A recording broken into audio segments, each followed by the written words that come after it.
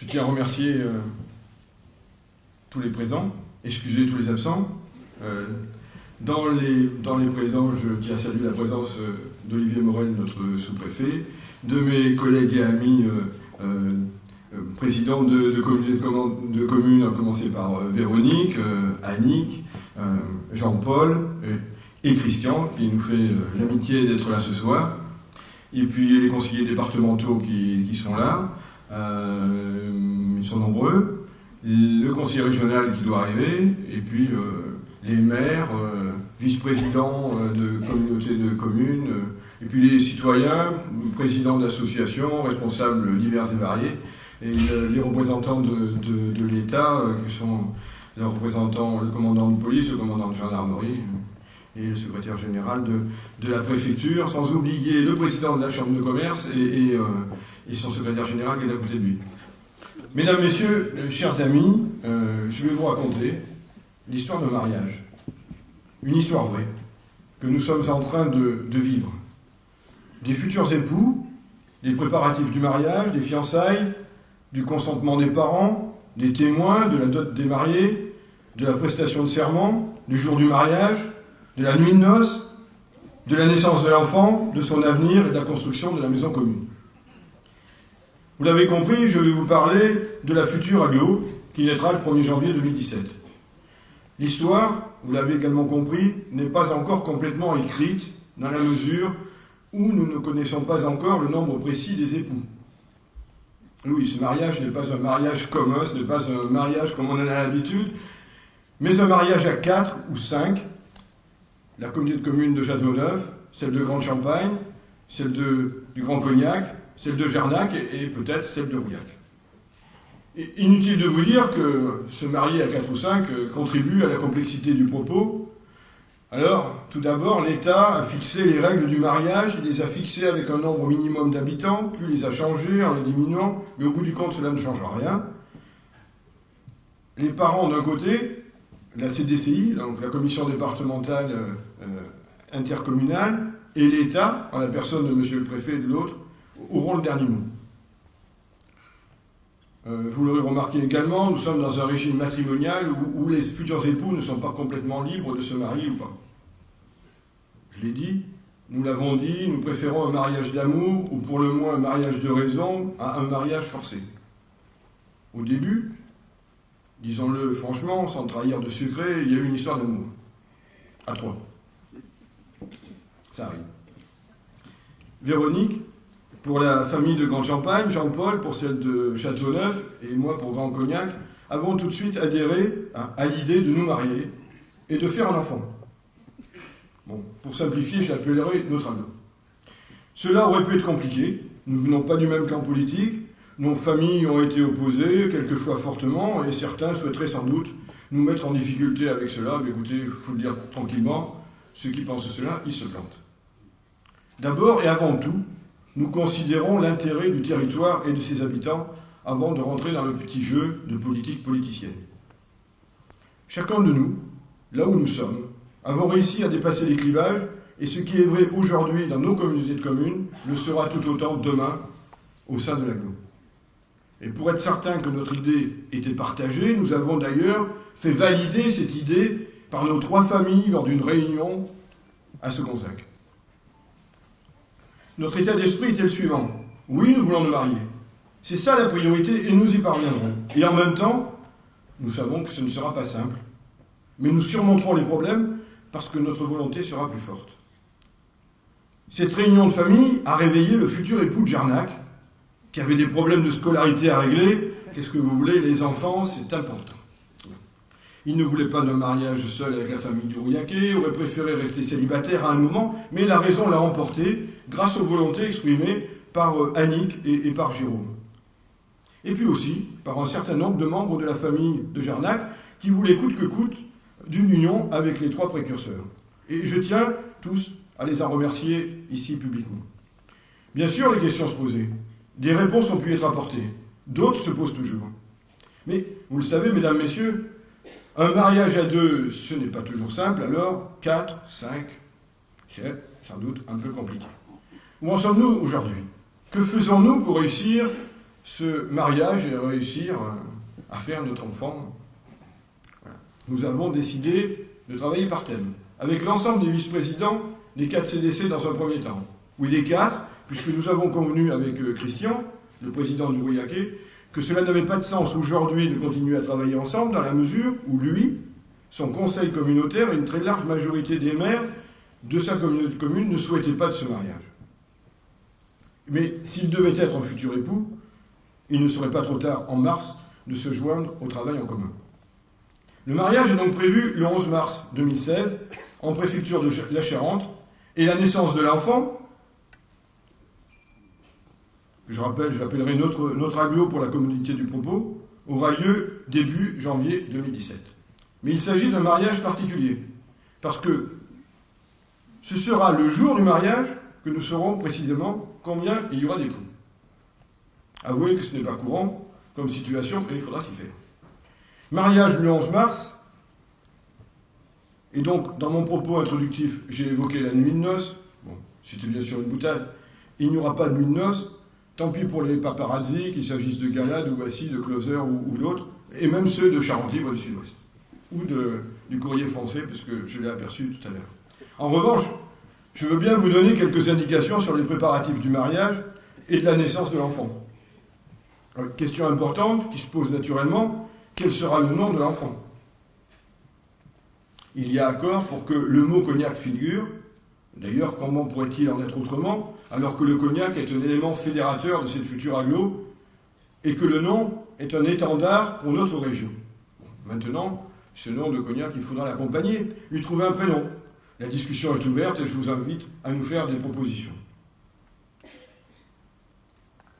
Un enfant, une maison commune. Alors, on en connaît le lieu.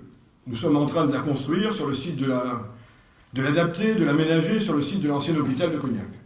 C'est aussi là que pourrait se tenir la salle de réunion de toutes les familles des mariés qui constitueront la nouvelle famille de notre aglo.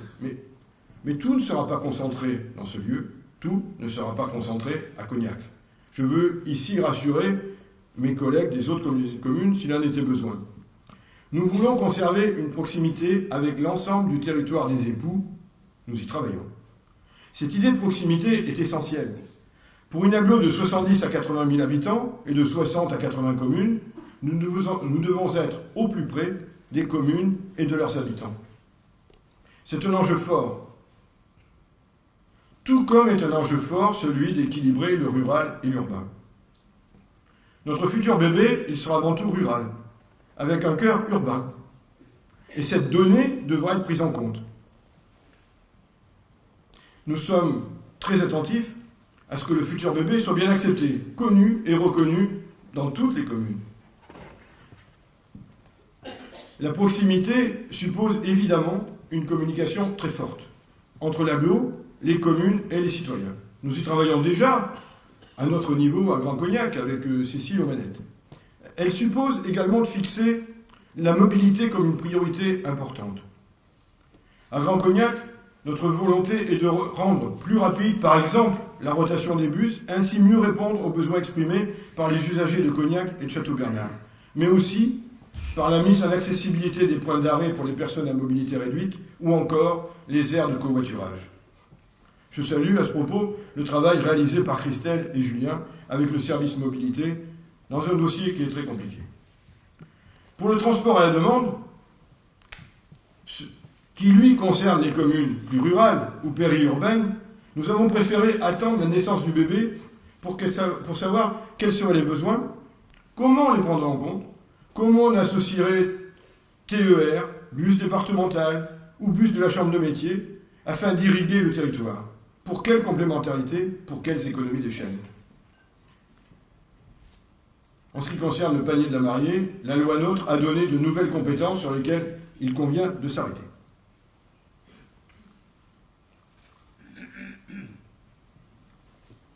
À la naissance du bébé, le développement économique devient obligatoire, avec la politique locale du commerce et le soutien aux activités commerciales d'intérêt communautaire. Tout comme la politique de la ville, afin de mettre en œuvre des actions de cohésion sociale, d'amélioration du cadre de vie, de développement économique et d'emploi sur un quartier qui est prédéfini, qui est celui du quartier de Croin. Et dernier point obligatoire au 1er janvier 2017, la collecte et le traitement des ordures ménagères.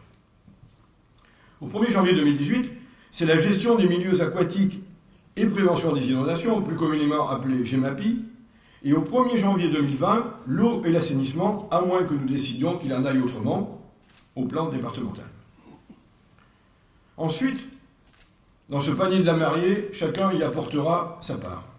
Ce que l'on sait déjà, c'est que du point de vue de la fiscalité, cela ne devrait pas poser de problème, dans la mesure où nous sommes assez proches et que nous avons le temps pour lisser l'évolution, si évolution il doit y avoir. Seul Châteauneuf doit changer son mode de fiscalité. Je sais qu'ils y travaillent ardemment. Et puis, il faut le dire, les finances sont saines dans nos communautés de communes. Cela facilitera évidemment notre mariage.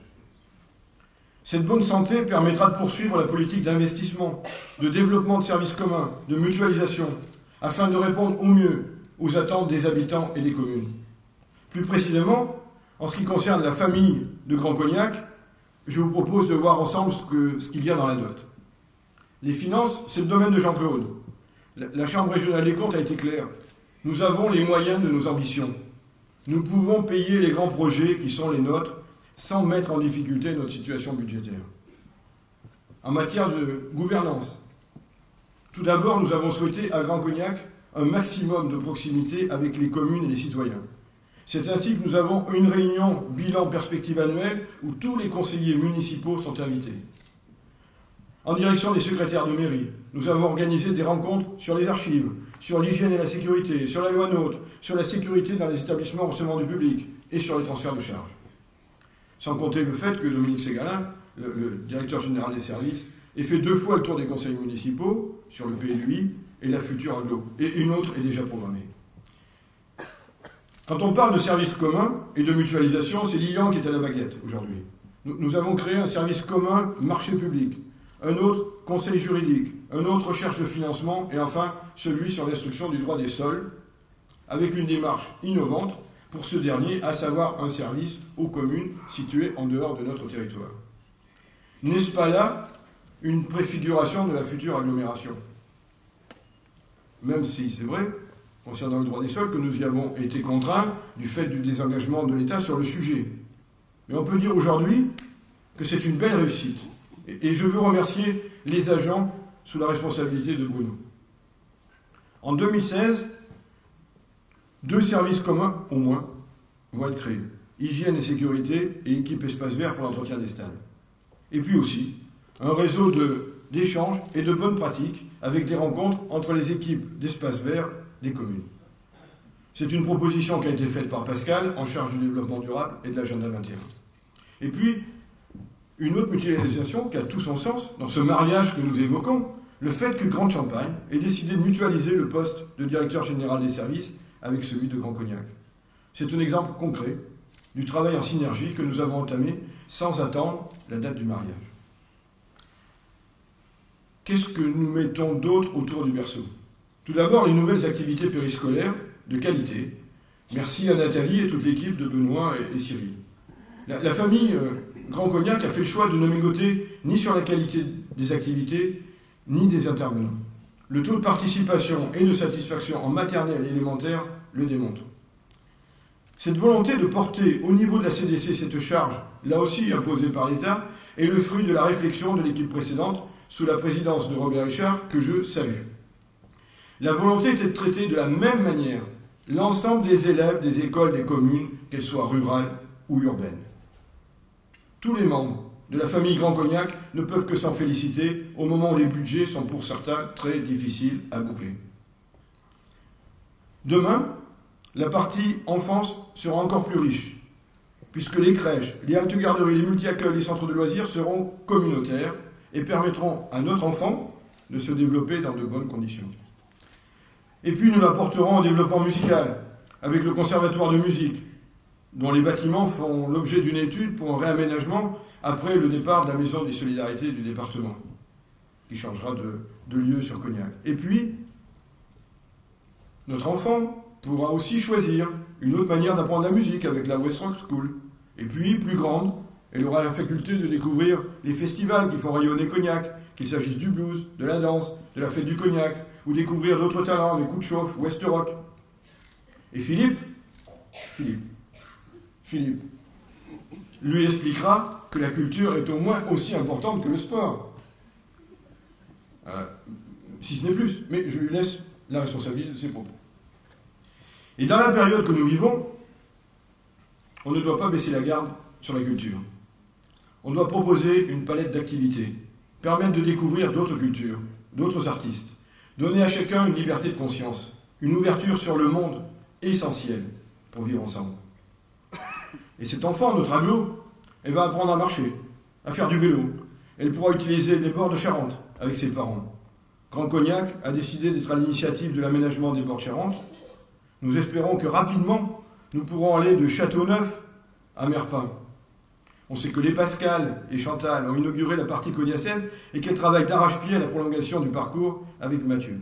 Nous sommes persuadés qu'il y a un sacré outil touristique auquel on pourra ajouter les chemins de randonnée avec Émilie, le géocaching, le no-tourisme, la base plein air, bel outil de détente et de loisirs qui renouvelle ses jeux. 2016, l'année du mariage sera aussi celle du début des travaux sur les quais, afin qu'un des sites charentais les plus empruntés par les touristes soit bien plus agréable qu'il ne l'est aujourd'hui. Cognac a un patrimoine historique à défendre. Elle est devenue ville d'art et d'histoire. Mais l'ensemble de nos communautés ont des bijoux architecturaux, historiques, industriels à mettre en valeur. Aussi, de ville d'art et d'histoire, elle a vocation demain à devenir pays d'art et d'histoire. La petite aglo, au cours des années qui viennent, va également apprendre à lire. Et au-delà de l'apprentissage scolaire, nous devrons lui proposer un réseau de bibliothèques sur l'ensemble du territoire. Ce temps de découverte du livre, de la lecture, des récits, sera accompagné par l'intervention dans les écoles des auteurs, en relation avec les festivals que nous subventionnons, les littératures européennes et le polar, par exemple pour Grand Cognac, mais sur tous les territoires d'une façon générale. Et puis, la petite aglo aura bien évidemment envie de faire du sport. Et on peut dire que sur le Cognacé, et encore plus demain, avec les périmètres des 3 ou 4 autres familles, elle sera servie. Quels sont les sports qu'elle ne pourra pas pratiquer? Je vous laisse le soin de chercher. Moi, j'en ai trouvé un, mais je vous laisse le soin de chercher. Les terrains, les gymnases, les sites, sur l'eau, dans l'eau. Elle pourra apprendre à nager dans un centre aquatique tout neuf, où ses parents pourront se détendre avec toute la partie remise en forme. Je salue Romuald et Pierre-Yves pour leur soutien sans faille et leur participation active à ce projet, ainsi qu'à tous mes vice-présidents et collègues maires, pour ce centre qui n'a rien de pharaonique, mais correspond bien aux besoins actuels du territoire. Et je remercie Marilyn pour son implication forte sur ce dossier techniquement complexe. Oui, c'est une chance pour notre territoire, pour son attractivité, que collectivement nous ayons été capables de porter cela. Tout comme les terrains en synthétique de Claude Bouet, bon, en cela, avouons-le, nous avons un peu copié sur nos camarades de Sebanzaké. L'année 2015 aura été marquée par la COP 21. Modestement, à l'échelle de notre communauté de communes, nous participons à la prise de conscience de cet enjeu planétaire de respect de l'environnement. Merci à Nathalie et son équipe d'avoir initié le premier défi à énergie positive, la nuit de la thermographie et la fête du développement durable. C'est modeste, mais durable, pour faire en sorte que notre aglo vive dans un territoire respirable et non pollué. C'est surtout un message envoyé à chacun, pour que la prise de conscience soit individuelle et collective. Et puis, notre aglo grandira, devra être formée. Outre les établissements scolaires tels les lycées ou les MFR, elle pourra se former au métier du cognac et du verre, dans un pôle de formation, synonyme d'un travail en commun, de Grand Cognac, des maisons de négoce, de la Chambre des métiers, de la région et, je l'espère, du conseil départemental. Elle a la chance de naître dans une région où la situation économique est bonne.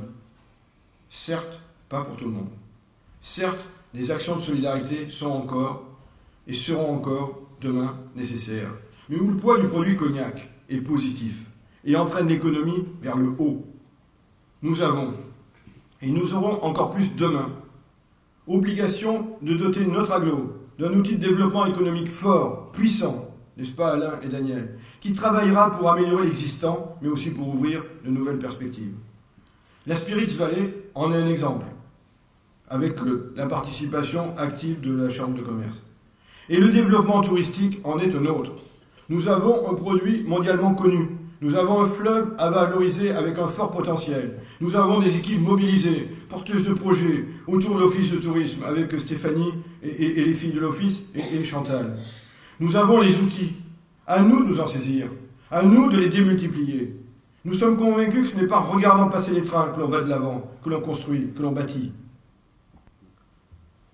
Quand on fait un enfant, ce n'est pas avec comme intention de lui assurer un avenir sombre, mais bien de lui souhaiter le meilleur, de l'accompagner, de l'aider, de le conseiller, et ensuite de lui laisser le soin de vivre sa vie.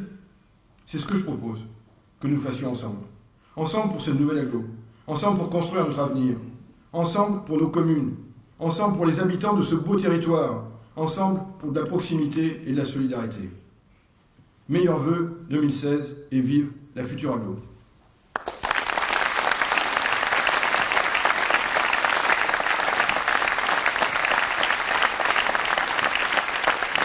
Et je vais demander à Véro, à Annick, à Jean-Paul, Christian fait ce qu'il veut, de venir avec nous pour qu'on fasse une photo de ce futur mariage. Voilà. C'est les fiançailles aujourd'hui, on va dire.